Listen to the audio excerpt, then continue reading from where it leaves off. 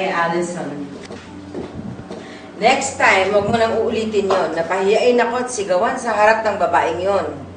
Hanggang ngayon pa rin ba? Kahihiyan mo pa rin ang nasa isip mo? Hindi mo man lang ba ako kukumustahin? Allison, kahiyan is about our family. We've been protecting this family ever since. What are you talking about? You know, all the while, our drinking was just for fun. I didn't know that you're taking it seriously. Jared is in rehab and you turned into an alcoholic? I am not an alcoholic. And even if I am, walang ibang dapat sisihin kundi si Lolo. Sino ba ang dahilan kung bakit ako nagkaganito? Sino ba ang sumira ng chance ko at happiness? Wow, are we talking about your ex?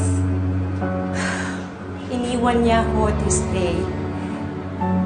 10 years ago. Because of Lolo. My God, Allison, 10 years is long enough. Wake up!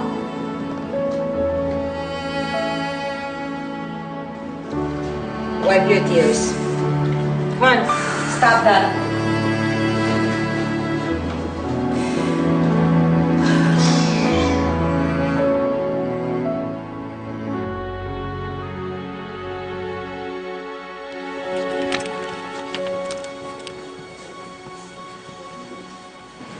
Rio!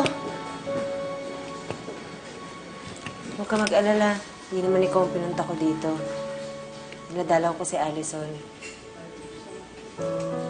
Close na kayo?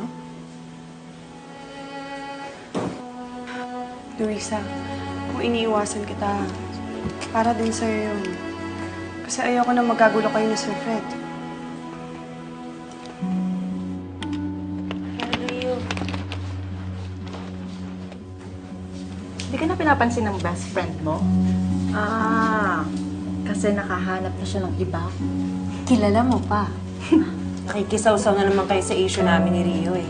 Tumigil na nga kayo.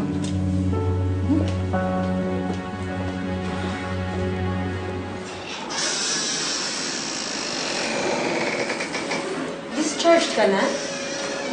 Pinilit ko. I hate staying at hospitals. Mas gagaling ako if I stay in my own bed at home. Meron ba mag-aalaga sa'yo? Sino kasama mo doon? Andun ba si Stella? Umuwi na siya sa inyo. Don't worry about me. I'm a grown woman. I can take care of myself. Siya nga pala, I want to thank you, for bringing me here, for taking care of me.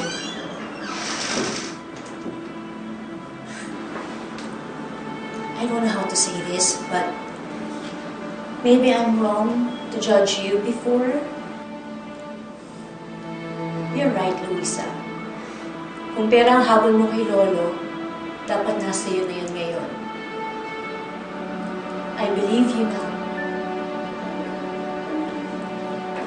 Ibig ba sabihin nun, hindi ka nagalit sa akin?